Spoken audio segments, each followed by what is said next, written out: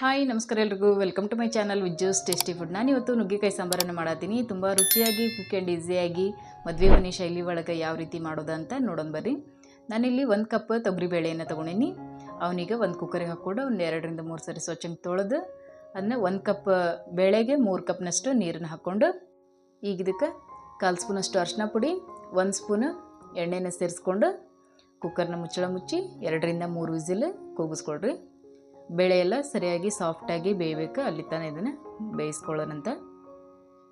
ಈಗ ಒಂದು 10 ನಿಮಿಷ ಆದಮೇಲೆ ನೋಡ್ರಿ ಈ ರೀತಿ ಬೇಳೆ ಎಲ್ಲ ಬೆಂದಿರಬೇಕು. ಸರಿಯಾಗಿ ಬೇಯಿಸಿ ಸೈಡಿಗೆ ಎತ್ತಿಟ್ಕೊಳ್ಳೋಣ.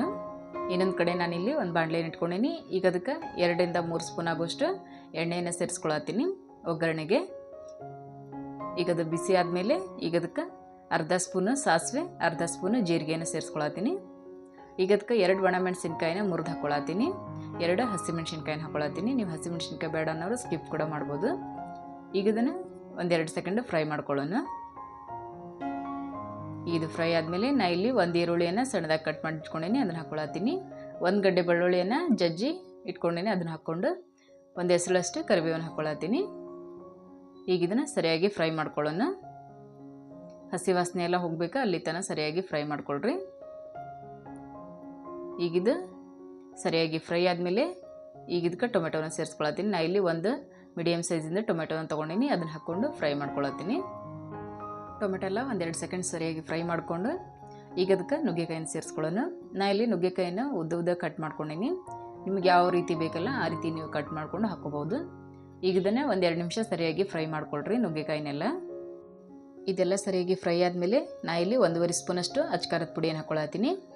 1.5 ಸ್ಪೂನಷ್ಟು ಉಪ್ಪನ್ನು ಸೇರಿಸ್ಕೊಂಡೇನಿ. ನೀವು ರುಚಿಗೆ ಎಷ್ಟು ಬೇಕಲ್ಲ ನೋಡಿ ಹಾಕ್ಕೊಳ್ರಿ. ಅರ್ಧ ಸ್ಪೂನಷ್ಟು ಸಾಂಬಾರು ಪುಡಿನ ಸೇರಿಸ್ಕೊಳತ್ತೀನಿ.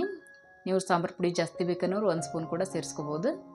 ಈಗ ಅದಕ್ಕೆ 2 ಚಿಟಿಕೆ ಆಗೋಷ್ಟು ಇಂಗನ್ನು ಹಾಕ್ಕೊಂಡೀನಿ. ಈಗ ಇದನ್ನು ಸರಿಯಾಗಿ ಮಿಕ್ಸ್ ಮಾಡ್ಕೊಳ್ಳೋಣ.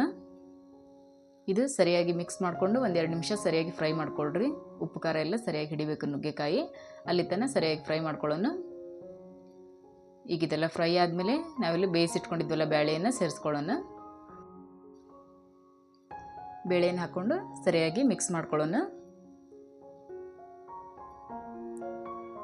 ಇದೆಲ್ಲ ಸರಿಯಾಗಿ ಮಿಕ್ಸ್ ಆದಮೇಲೆ ಈಗ ಇದಕ್ಕೆ ನೀರನ್ನು ಸೇರಿಸ್ಕೊಳತ್ತೀನಿ.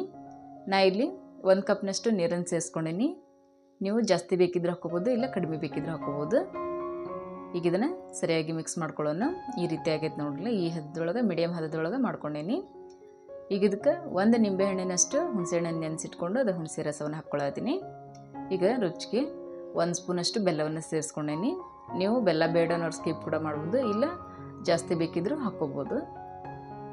ಈಗ ಇದನ್ನು ಕುದಿಯೋದಕ್ಕೆ ಬಿಡೋಣ. 1-2 ನಿಮಿಷ ಕುದಿ ಬರಲಿದ್ದು.